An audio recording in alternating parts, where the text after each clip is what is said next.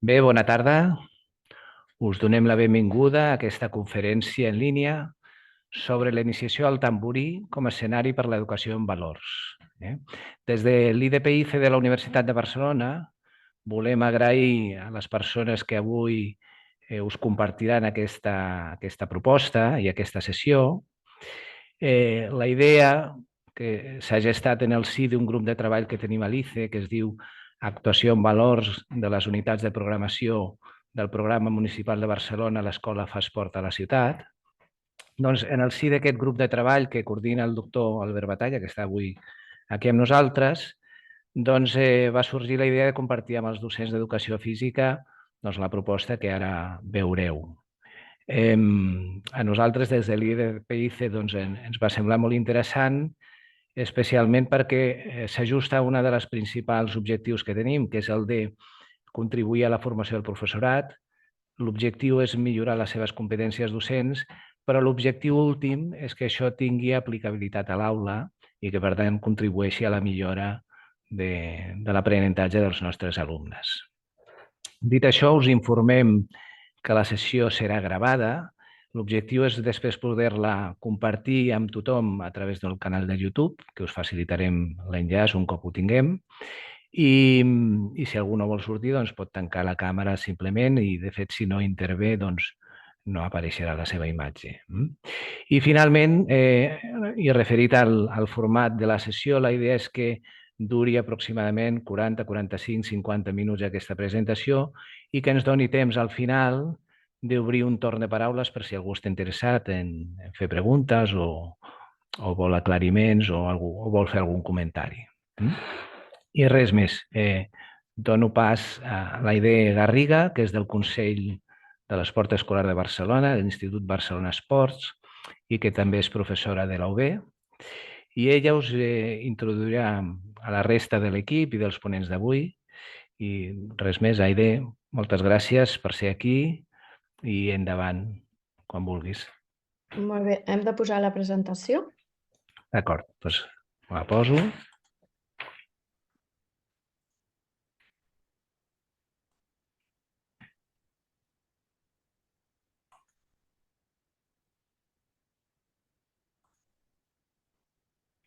Bé, doncs, moltes gràcies, Alfred. Bona tarda. Jo soc qui coordino el Pla Escola Esport Ciutat, que és un projecte que gestionem des del Consell de l'Esport Escolar de Barcelona, però que forma part de la promoció esportiva de l'Institut Barcelona Esports de l'Ajuntament de Barcelona. Per emmarcar una mica el que us volem explicar avui, començaré comentant què és el Pla Escola Esport Ciutat i per què hem plantejat aquest treball de valors. El pla fa més de 30 anys que es va crear i actualment té la intenció de donar a conèixer l'esport i les seves modalitats, així com els espais que estan especialitzats i les entitats que lideren en la ciutat de Barcelona a tants nens i nenes i noies dels centres educatius com sigui possible. I això es fa a través del professorat d'educació física. El professorat d'educació física, especialment, però també tutors, equips directius o mestres d'altres especialitats, són qui inscriuen el seu alumnat a algunes de les gairebé 50 de propostes esportives que s'ofereixen gratuïtament.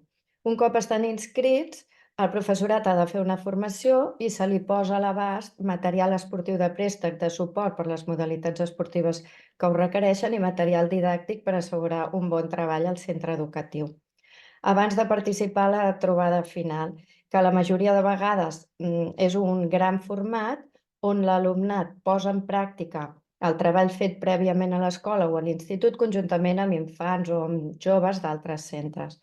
La majoria dels programes compten amb una unitat didàctica que actualment estem transformant en situació d'aprenentatge i que, si és del vostre interès, les podeu consultar totes, de la 50 de programes o de tots els programes que n'hi ha, a un distribuïdor web d'escolasportciutat.cat. En tot cas, després us el penjaré en el xat perquè hi pugueu entrar si us interessa. Bé, doncs l'Institut Barcelona Esports vol contribuir en la tasca educativa de les escoles perquè sigui més esportiva, però també té interès d'aprofitar les oportunitats que l'esport dona per treballar valors. Anys rere anys, o anys enrere, de la mà de l'Albert Batalla, que és professor de la Universitat de Barcelona i doctor en Educació Física, com ens ha dit l'Alfred, ens plantejàvem crear programes específics de treball de valors fins que vam arribar a la conclusió que els programes esportius ja els teníem i que eren ideals per treballar aquests valors, si fèiem algunes modificacions o hi afegíem intencions concretes.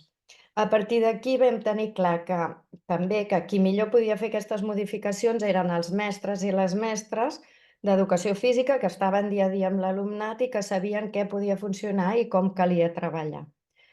Per això vam parlar amb l'IDP, que ens oferia la plataforma ideal per realitzar una tasca en grups de treball amb un reconeixement de crèdits de suport i finalment era la manera també de poder-ho compartir avui amb vosaltres o en altres ocasions.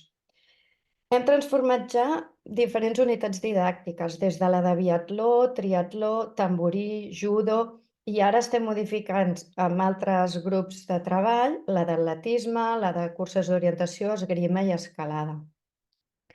La que us presentem avui l'han elaborat un equip format per l'Elisabet Mataró, que ha estat mestra d'Educació Física de l'escola Els Costarets i ara de l'Institut Cubelles, que a més és l'autora de la unitat didàctica inicial de tamborí i que ara l'està transformant en situació d'aprenentatge.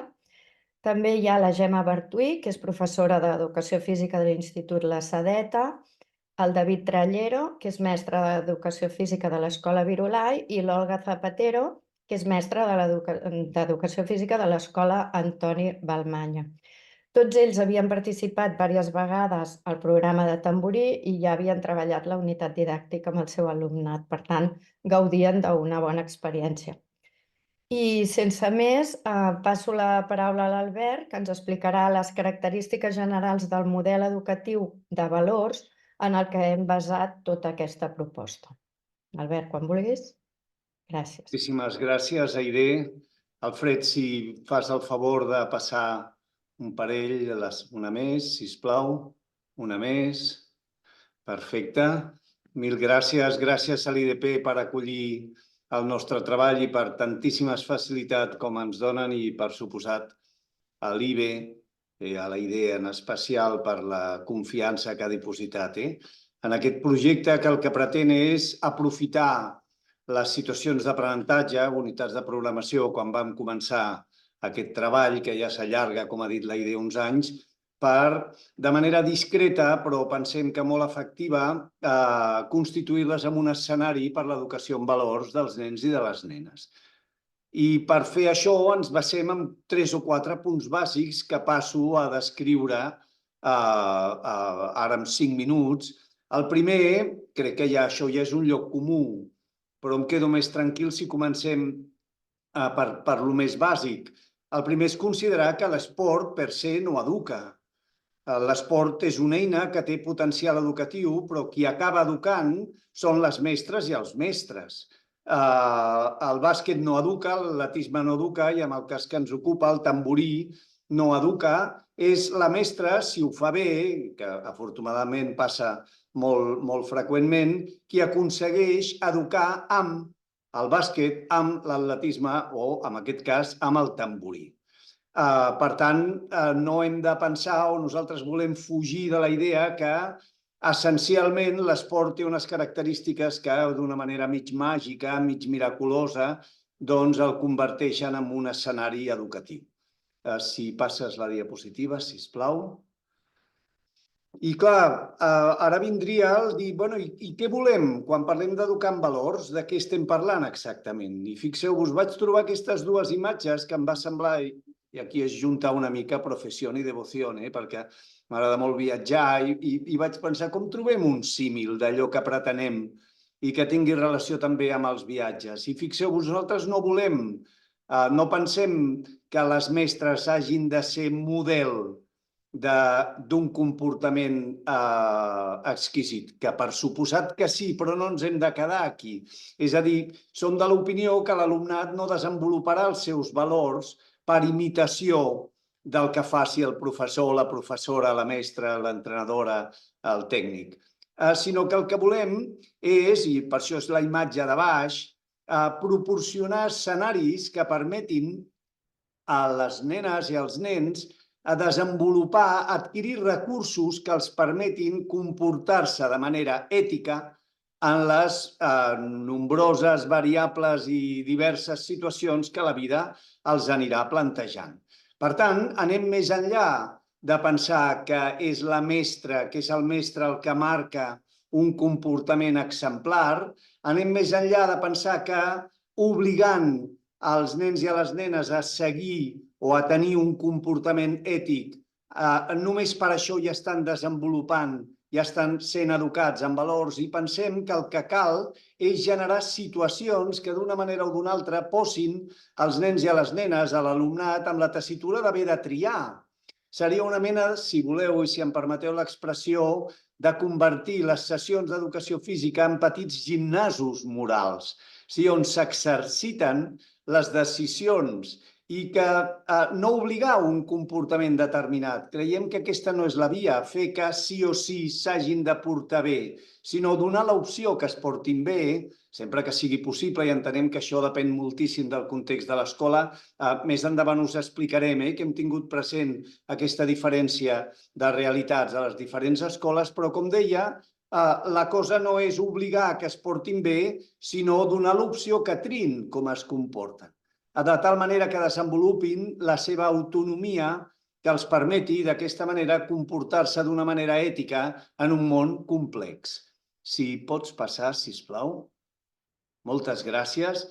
I clar, per això no hi ha tasca que valgui. Si em permeteu, igual que no existeixen les dietes milagro, no existeixen les tasques milagro. És fàcil generar una tasca per aprendre a botar la pilota, per desenvolupar la resistència aeròbica o, jo què sé, per millorar l'equilibri dinàmic. Però és impossible generar tasques que desenvolupin el joc net o generar activitats que augmentin l'empatia. Entenem que les tasques, que són allò que, com que és allò que s'acaba fent, juguen un paper molt important, però no juguen un paper nuclear, sinó que aconseguirem educar en valors si de manera molt sinèrgica alineem totes les decisions didàctiques que prenem en el sentit del valor que volem desenvolupar. És a dir, nosaltres entenem que per educar en valors no basta amb generar activitats que siguin valuoses, sinó amb fer coincidir totes les decisions didàctiques en una mateixa línia. I justament això és el que us anem a exposar. I segurament pensareu que les propostes que fem són ben modestes, ben senzilles, i que segurament moltes o algunes de vosaltres ja les esteu duent a terme. Pensem que l'aportació principal d'aquesta unitat, d'aquesta situació d'aprenentatge, perdoneu, és justament alinear-les totes i considerar que per desenvolupar un determinat valor hem de fer que totes les decisions didàctiques que es prenen al llarg del desenvolupament de la situació d'aprenentatge girin al voltant d'aquest valor. Si pots passar, sisplau. Moltes gràcies. I això seria la representació gràfica del que acabem de dir. Nosaltres determinem uns valors, en aquest cas ja us ho explicaran després, però han sigut dos valors, i al voltant, per aconseguir desenvolupar aquests valors, anem prenent, si voleu, de manera en forma d'espiral, diferents decisions didàctiques que ens porten de manera combinada i, com deia, sinèrgica a exercitar-nos en aquest valor en concret. Per tant, són petites intervencions modestes, humils, perquè entenem que és l'única manera d'educar.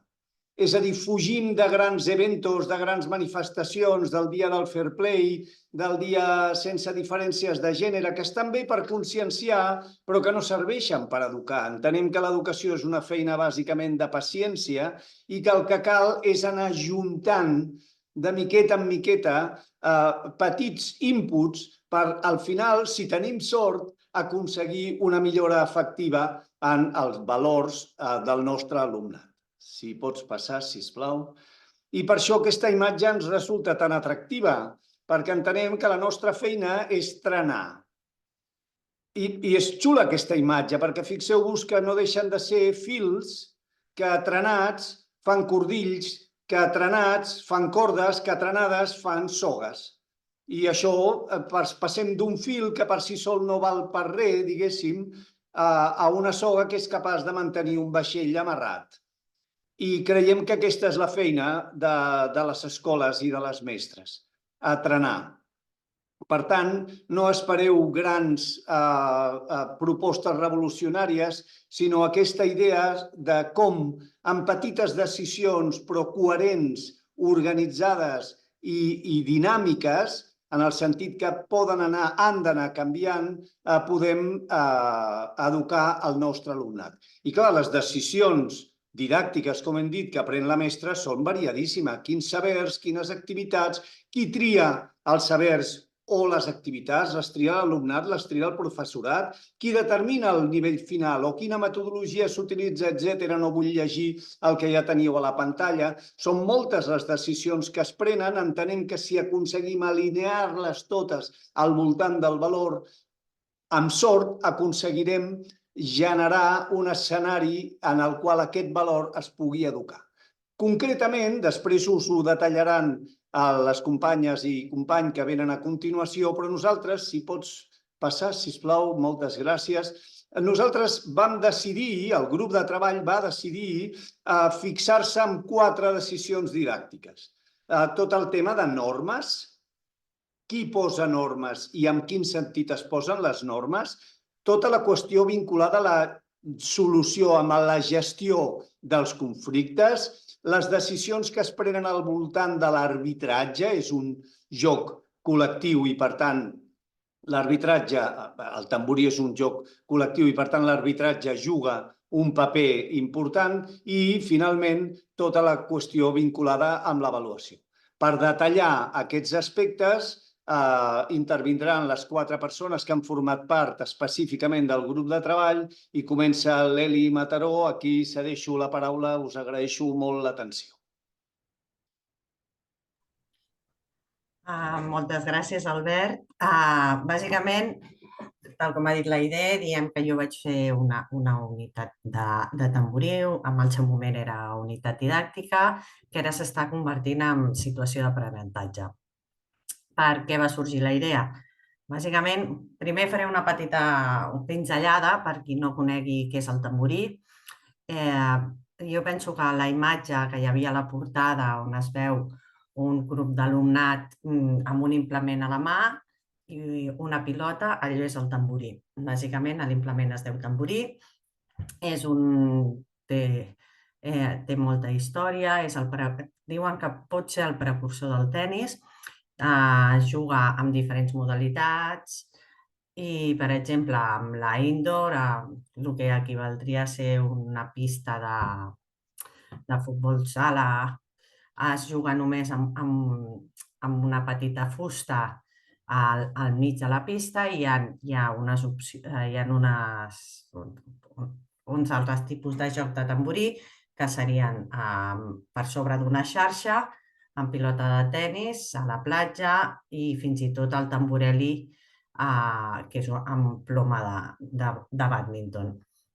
Llavors, és colpejar la pilota o, en el seu cas, el volant i que no caigués a terra.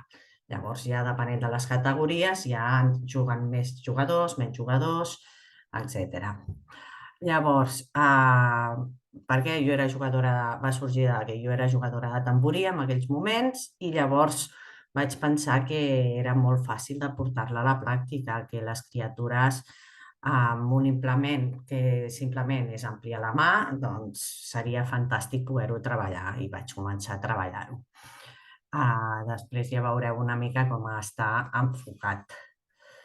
En el currículum actual, com que ja s'està transformant, veureu que relacionat amb tot el tema de valors es fa molta èmfasi a la C5, a la competència 5, que és mostrar comportaments i actituds empàtiques i inclusives en la pràctica d'activitats físiques emprant habilitats socials i processos d'autoregulació per fomentar la convivència. Veurem que potser, a banda que es pugui treballar alguna altra, aquesta és l'específica i sobretot prioritzant el tema dels valors. I en el tema dels sabers seria el d'autoregulació emocional i interacció social en situacions motrius, més en concret el que són habilitats socials. Si ara passem a la següent pàgina. Quins valors vam triar com a grup de poder prioritzar? Per un costat vam pensar en la cooperació. Aquesta unitat didàctica o la transformació a situació d'aprenentatge ja estava basada molt en la cooperació, estava basada en activitats cooperatives. Llavors vam dir, home, aprofitem, ja que ja tot està distribuïda i ja posem la valoració de la cooperació, el valor de la cooperació a dintre, però li fem una mica més d'èmfasi del que ja tenia. D'acord?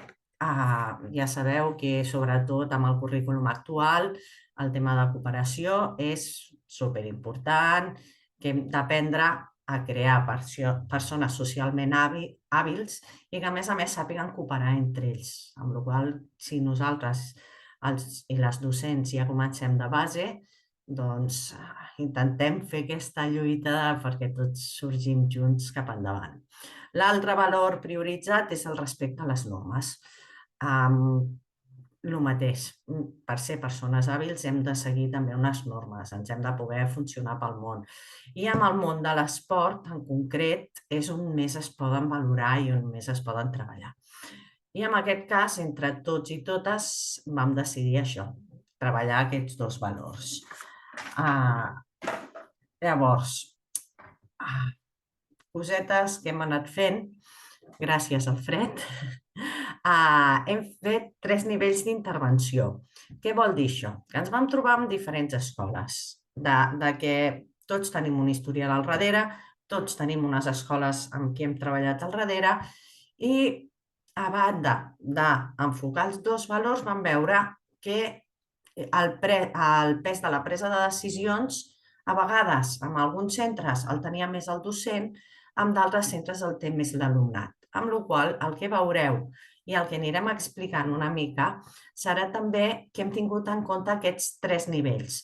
Un nivell inicial, que serà quan el docent tingui gairebé tot el pes de la presa de decisions, un nivell intermedi on es congenien entre alumnat i professorat i fins i tot un nivell avançat que és quan l'alumnat és gairebé autònom per portar-ho tot a la pràctica.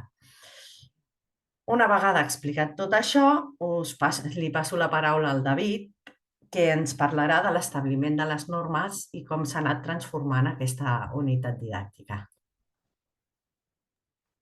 Gràcies, Eli. Doncs, com deia la Eli, jo us parlaré de l'establiment de les normes. Abans de començar, us ensenyo la imatge que tenim en aquesta diapositiva ampliada del que seria el material de tamborí.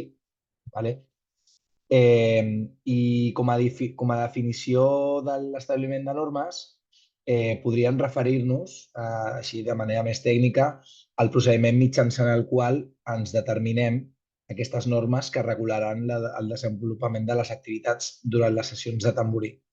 És a dir, nosaltres el que volem, sobretot, és que quedi clar que les normes es diferencien molt del que seria el reglament del tamborí, que també l'hauran de conèixer els alumnes i, òbviament, s'haurà de posar en pràctica també durant les sessions.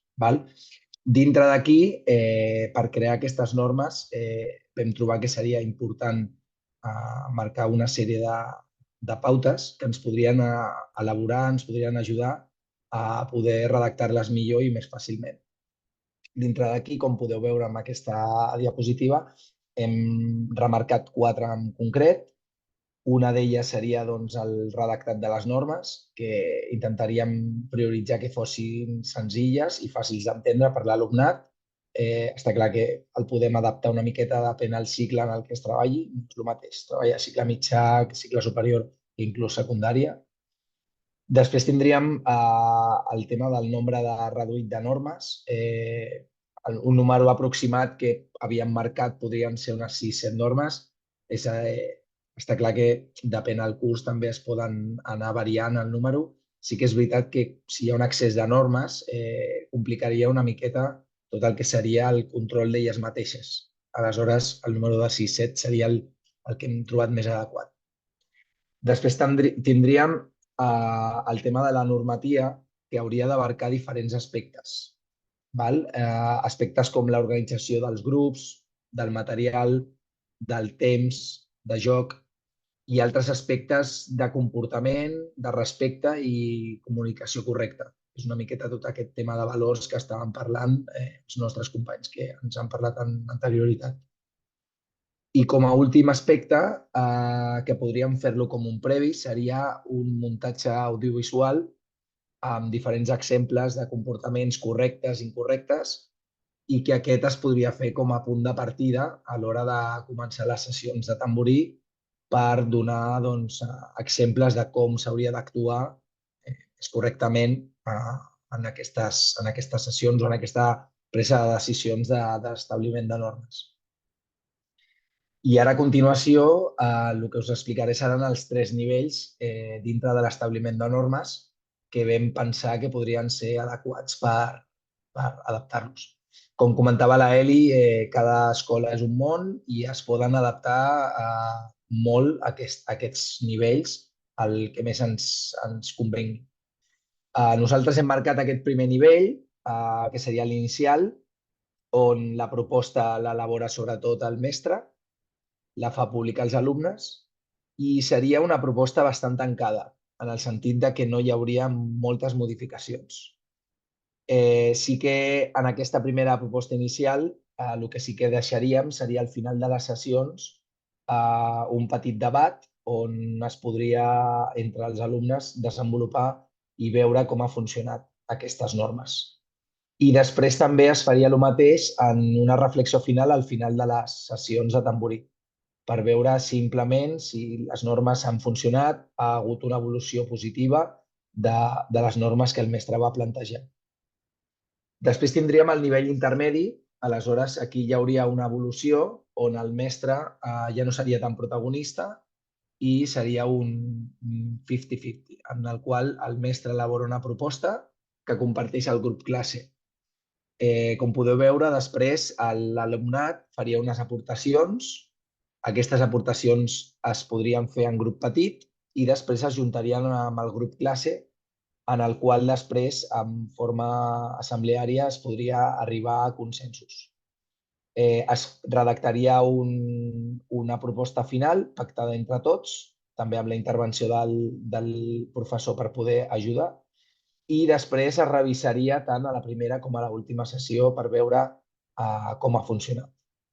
Aquí la proposta també seria tancada, però ja a nivell intermedi ja han col·laborat, ja han participat els alumnes de la creació.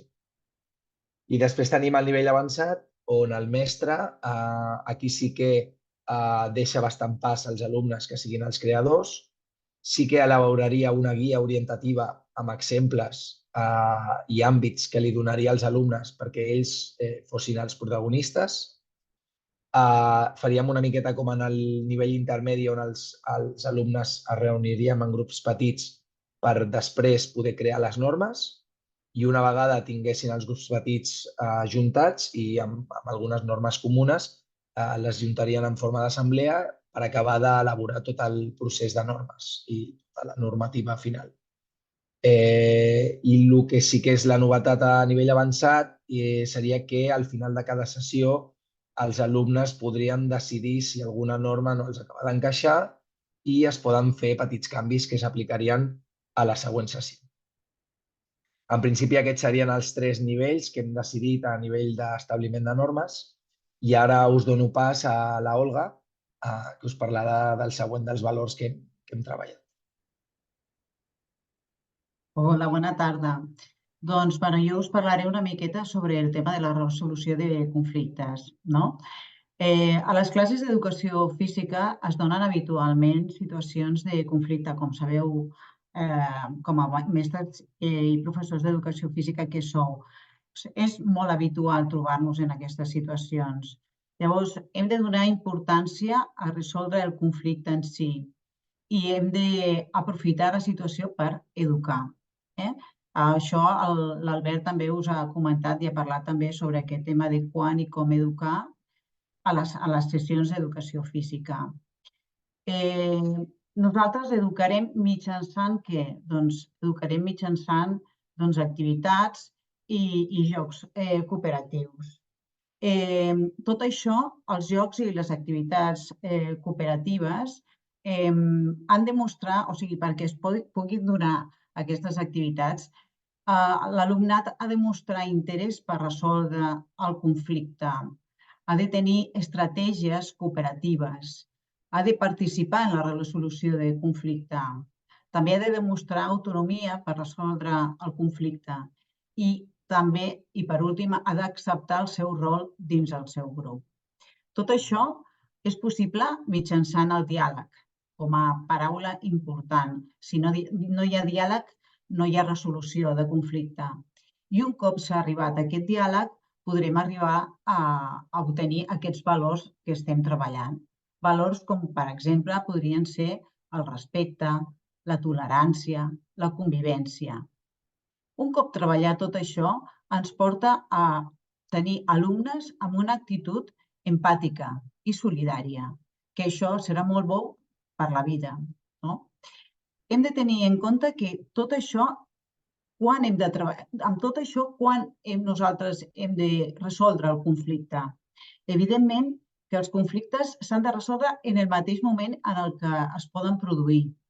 No hem d'esperar a que el conflicte doni pas al temps o que es resolgui per si sol. No, el conflicte s'ha de resoldre en el mateix moment, en funció dels nivells que puguin haver-hi.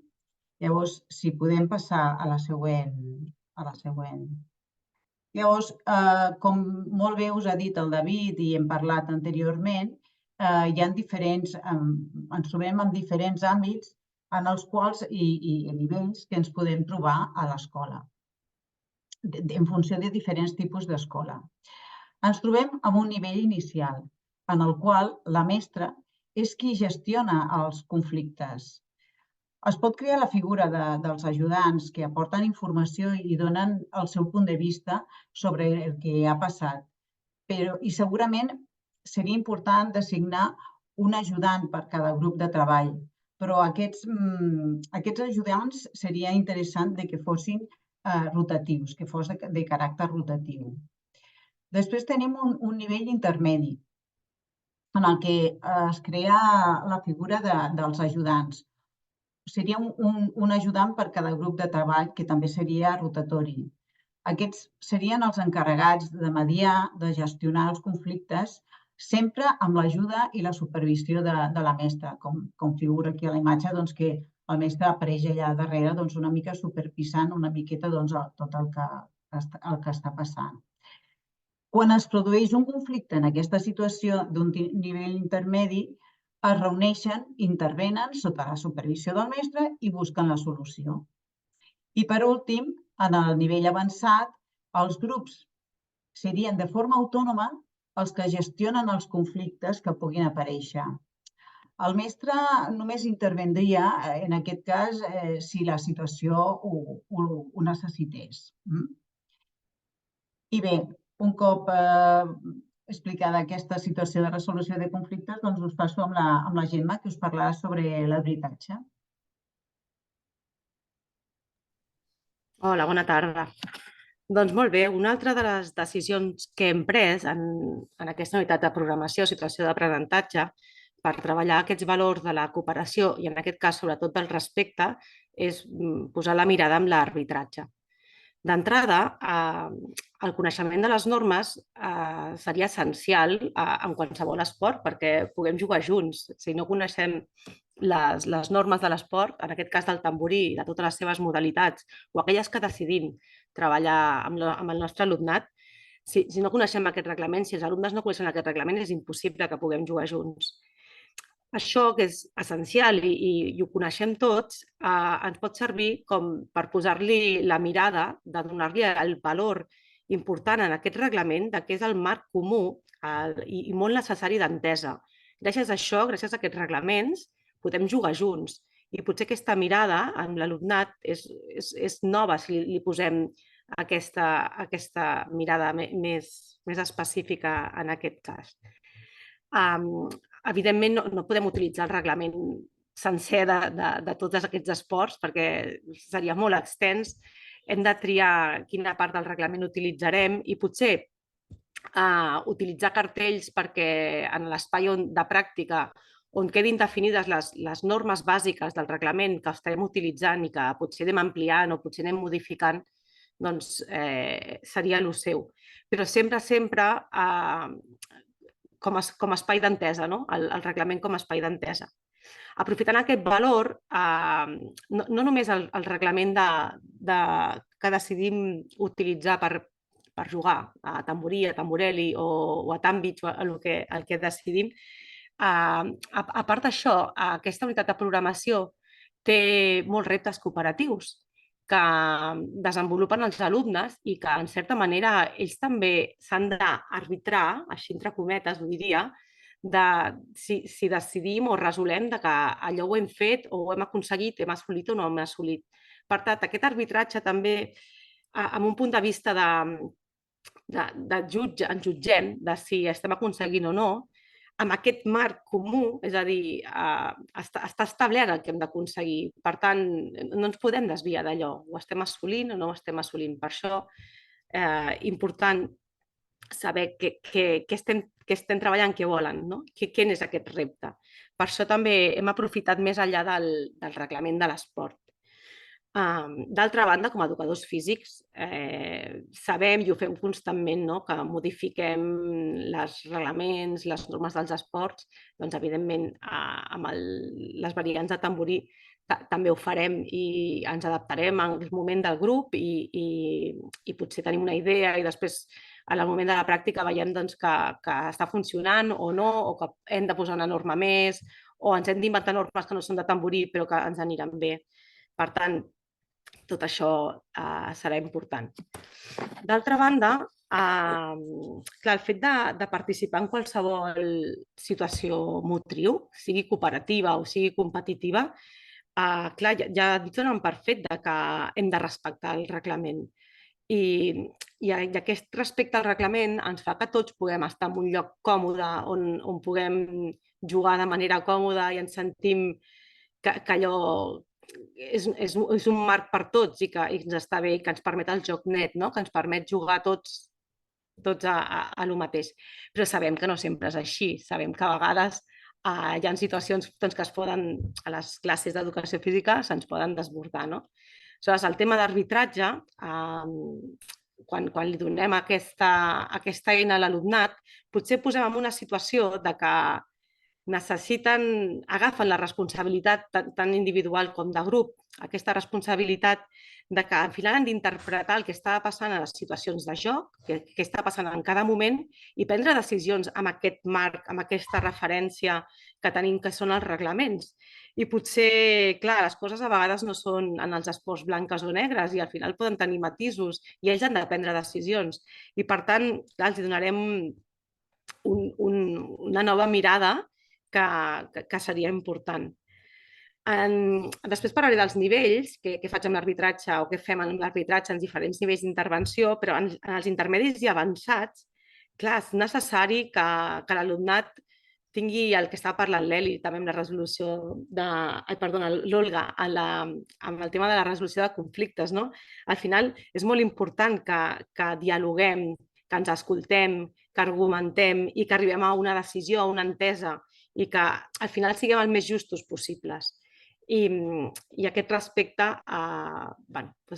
serà important de treballar-ho mitjançant el reglament, mitjançant l'arbitratge. Si podem passar a la diapositiva. Gràcies.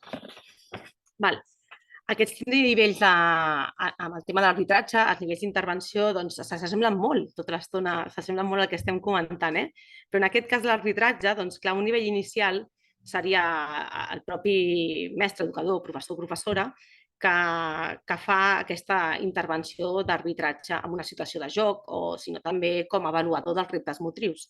Seria ell. Això no vol dir que no hi hagi alumnat, que tu puguis comptar amb un alumnat, que puguis consultar, és a dir, que en un moment donat, amb la típica, si estem fent una situació d'un tamboreli, que igual en lloc d'una xarxa fantàstica que hauries de tenir, doncs acabes tenint una goma que no saps si el volant ha passat per sobre o per sota o no ho has vist bé, puguis acabar consultant a algun alumne, no? Allò, tu què has vist o tu què has vist, no? I acabes decidint tu per això, no acaben decidint ells ja poden dir i tu acabes decidint. En canvi, en el nivell intermedi ja els hi passem la responsabilitat als alumnes, però no a tots, sinó alguns alumnes en concret en aquell moment tenen el rol d'àrbitres i fan d'àrbitres i es posen en situació d'àrbitres i han de ser el més justos possibles amb aquest marc que estàvem parlant abans, amb el marc del reglament, i han de decidir de cara al grup perquè allò flueixi, allò tingui sentit i ens sentim tots còmodes jugant el que estem jugant. A vegades, aquests càrrecs entenem que són rotatoris, és a dir, no sempre seran els mateixos alumnes a totes les activitats, a totes les sessions, i anirem provant tots a posar-nos en situació o que provin tots els alumnes a posar-se en situació d'arbitratge. Moltes vegades aquests àrbitres poden ser els que no estan implicats en la situació de joc. Podem tenir l'alumne lesionat, que està fent d'àrbitre i aprofitem perquè també estigui intervenint i que estigui participant i que estigui entenent tot allò que està passant i també estigui aprenent d'aquests valors que nosaltres volem. A vegades també ens podem trobar en situacions que tenim 3 equips a l'aula, hi ha 2 que estan competint i un tercer equip dona els diferents rols als diferents nens i algun d'ells el rol pot ser d'àrbitre en algun moment, per tant també no estic dins de la competició, estic fora, l'estic veient i estic arbitrant. I després també, en aquestes situacions de tamborí, els alumnes que estarien a la banqueta, allò que a vegades, no sé, amb un tamborí d'aquests 5 contra 5, que seria un d'aquests d'outdoor, que a vegades no tens 5 alumnes per equip, igual en tens 7, o en tens 6, o en tens, no ho sé. Els alumnes que no estan dins del camp i que estan en la rotació fora esperant que els hi toqui, potser són ells els que pots aprofitar per arbitrar, perquè arbitrin i passin per aquesta situació de donar-li importància al que són els reglaments i prendre decisions al voltant del reglament. Per últim, el nivell avançat, que ja seria el que hauríem d'anar cap allà, si poguéssim anar arribant, seria l'autonomia màxima del grup. En aquell moment, tots els alumnes que estan participant de la situació estan en situació d'arbitratge. Siguin perquè estan participant com a primera línia, és a dir, igual soc jo el que he enviat la pilota fora dintre la línia i, per tant, soc jo el que argumento, conec el reglament, dialogo, escolto què m'estan dient els altres i acabo intervenint, o també jo igual no tinc directament res a veure amb la situació, però estic participant del joc i jo també he observat què ha passat i també puc intervenir. Clar, aquí és molt important tots els valors aquests de que necessitem arribar a consensos per seguir jugant, per seguir jugant a l'esport que estem jugant. I m'he atrevit a posar aquesta petita, molt petitet, aquest jugador d'Ultimate Frisbee, perquè trobo que aquest esport de l'Ultimate Frisbee, que ja per reglament ja és autoarbitrat, doncs seria una mica aquí, l'autoarbitratge propi en l'esport. I aquest seria el nivell avançat. I, dit això, li passo la paraula cap a l'Eli, que ens parla de l'avaluació. Moltes gràcies.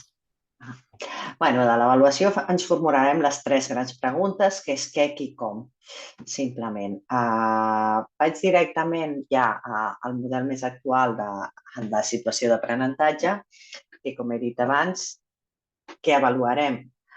Sobretot, i enfocat en el tema de valors, seria la competència específica 5, que és això, de mostrar comportaments i actituds empàtiques inclusives en la pràctica d'activitats físiques, emprenabilitats socials i processos d'autorefundació per fomentar la convivència.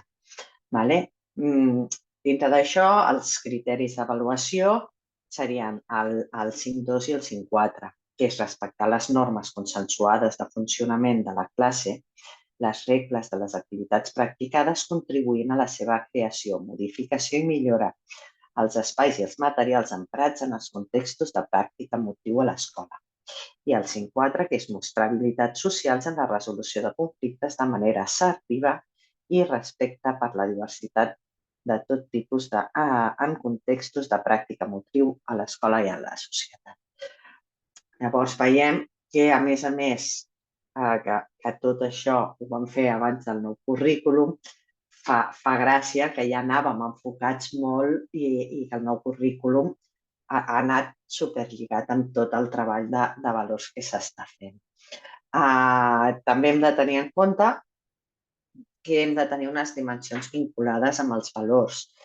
En el nostre cas, les nostres propostes són respecte als altres, la capacitat dialògica, l'autonomia o iniciativa de l'alumnat i el sentit de la justícia, intentar ser el més objectius possible. A la següent diapositiva veiem qui avaluar. Doncs aquí ens trobem la gradació que hem anat explicant tots fins ara.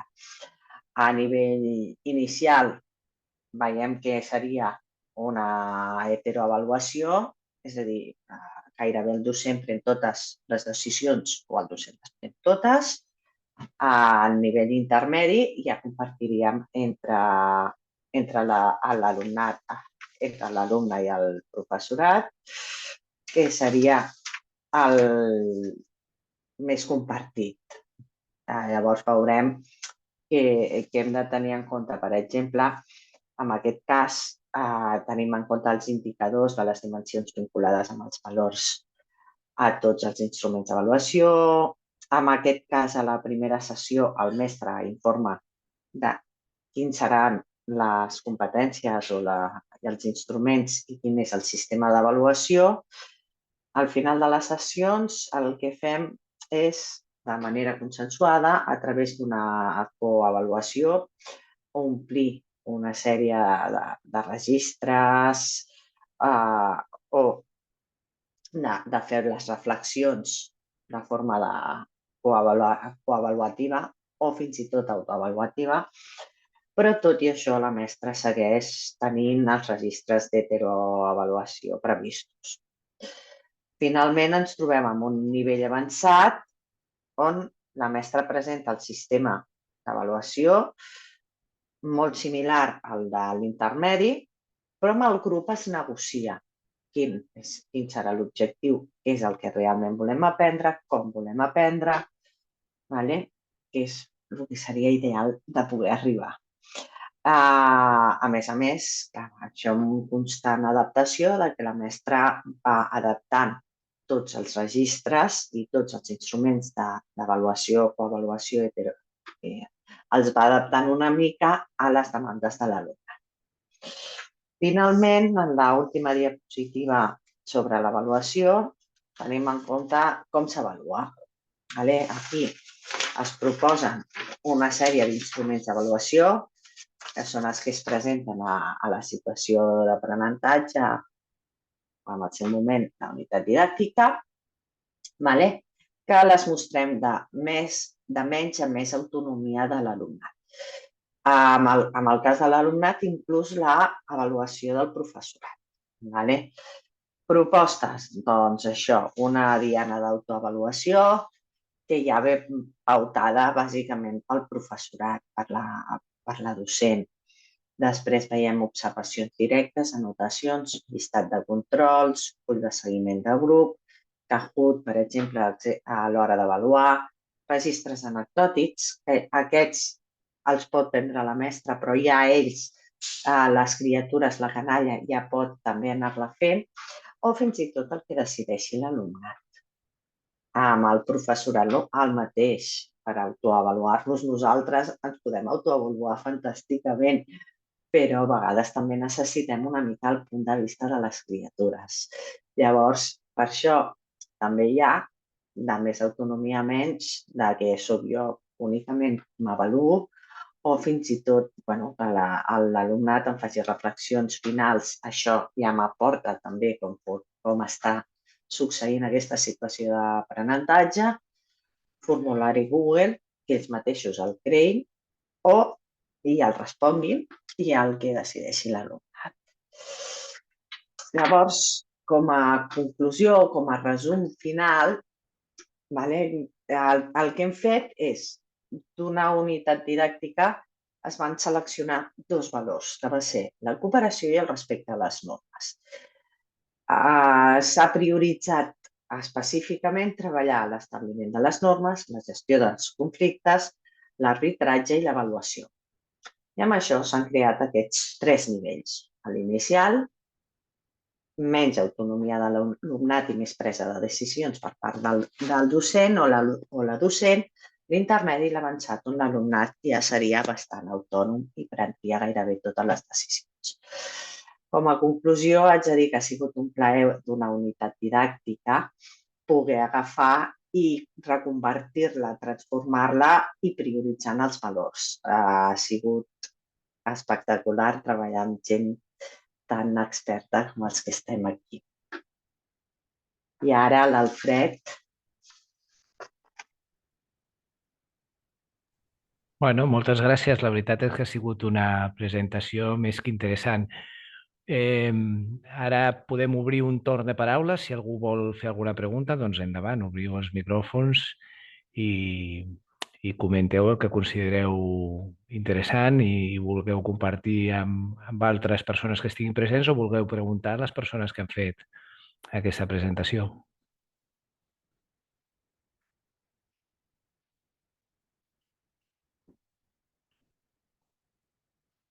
Si no hi ha torns de paraula, jo sí que volia fer algun comentari. Jo soc profà, diguéssim, en el tamborí, és a dir, no soc de l'especialitat d'educació física, però m'han sorgit alguns dubtes que us volia comentar i potser per la resta dels presents són obvietats que ja tothom sap, però bueno, jo les llenço i ja veurem. Hi ha una imatge que sortien les raquetes, per dir-ho d'alguna manera, no? Els tamborins amb els que es fa aquest joc. I volia saber si això és fàcil d'aconseguir. No sé si en els centres educatius és habitual tenir-los, si es poden comprar fàcilment, posem-ne al Decathlon o no, o cal anar a algun lloc específic per adquirir-los. En principi es compren a través de la Federació Catalana de Tamborí, que ells els importen, em sembla, i a veure, és relativament fàcil, però té el seu cost. Llavors, per això nosaltres tenim material de préstec com a Ajuntament de Barcelona, però clar, és només per la ciutat de Barcelona. El Decathlon crec que no en tenen de tamborins. La Laura diu que no hi són al Decathlon. Els deu haver buscat. Bueno, i una altra pregunta que també em sembla que en alguna conversa amb l'Albert havia sorgit el tema, i és que justament per la presentació d'avui heu triat aquest esport, sabent que heu fet més adaptacions d'altres activitats esportives als valors, doncs per què creieu o per què heu triat justament aquest tamborí per fer l'exposició d'avui? Creieu que és especialment adient per adaptar-lo a promoure certs valors? Justament els dos que heu triat avui, no sé si té a veure amb aquest esport en concret, o serien generalitzables a altres esports, o quan heu fet les adaptacions d'altres esports també heu triat altres valors.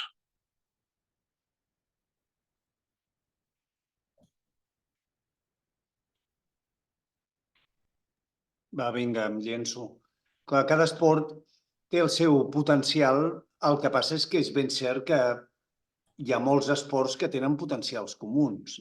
En el cas del tamborí, nosaltres ens vam veure animats a tirar endavant bàsicament per 3 motius. El primer, que la unitat de programació, aleshores ho era, ara s'està transformant en situació d'aprenentatge, estava molt i molt ben feta. Saps? I vam dir, ostres, és un punt de partida boníssim perquè està molt ben plantejada, té en compte l'activitat cooperativa, gairebé tot.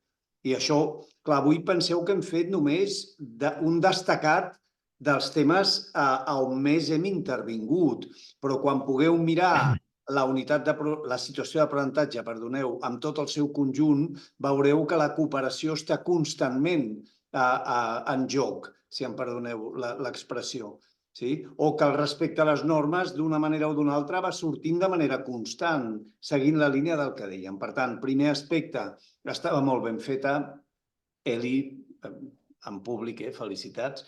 El segon era perquè és un joc col·lectiu que genera unes possibilitats que són compartides amb altres jocs, però que les genera. És a dir, hi ha enfrontament, hi ha normativa, hi ha cooperació, hi ha oposició, i per tant això ens donava moltes possibilitats. I el tercer, que jo crec que és un aspecte especialment a destacar, és perquè és un esport minoritari.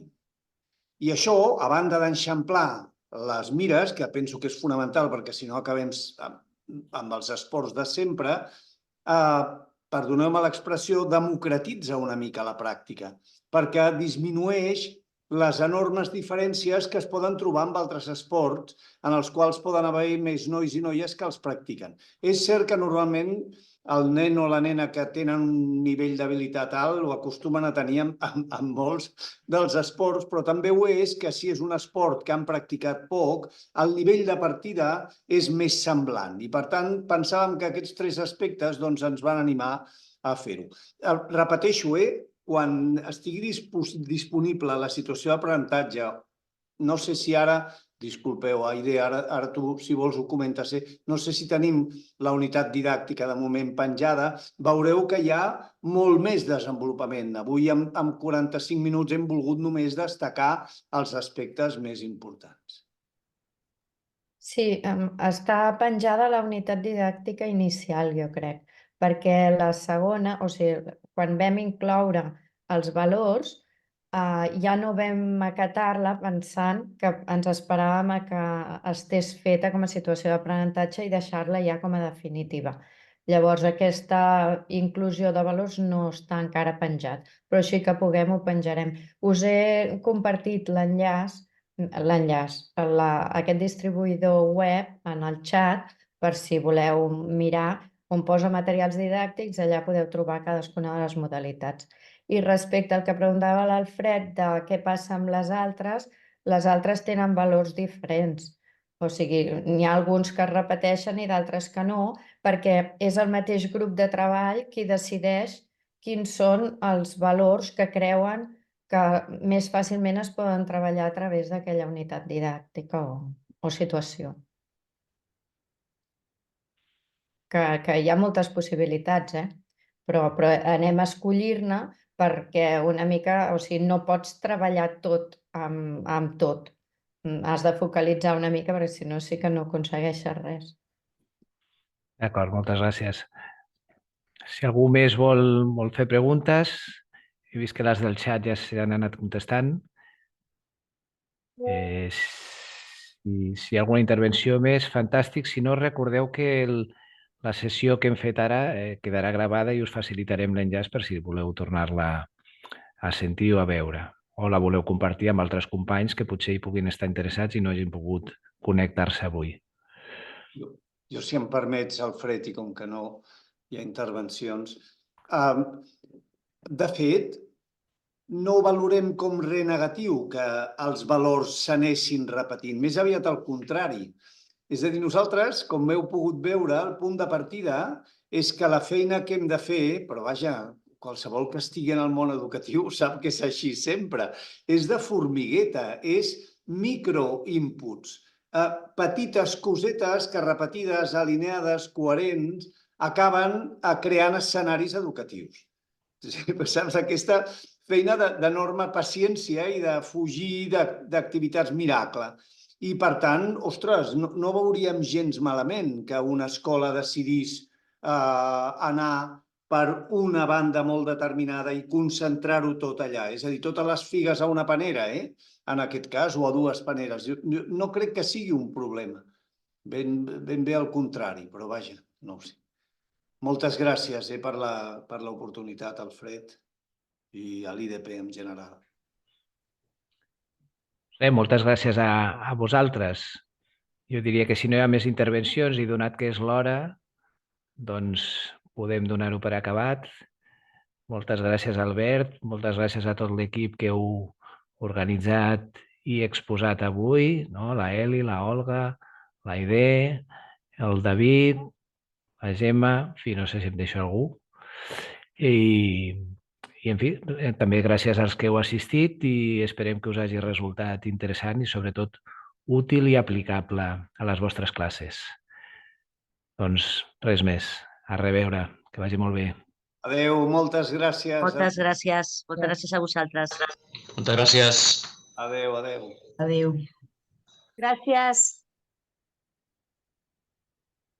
Adéu.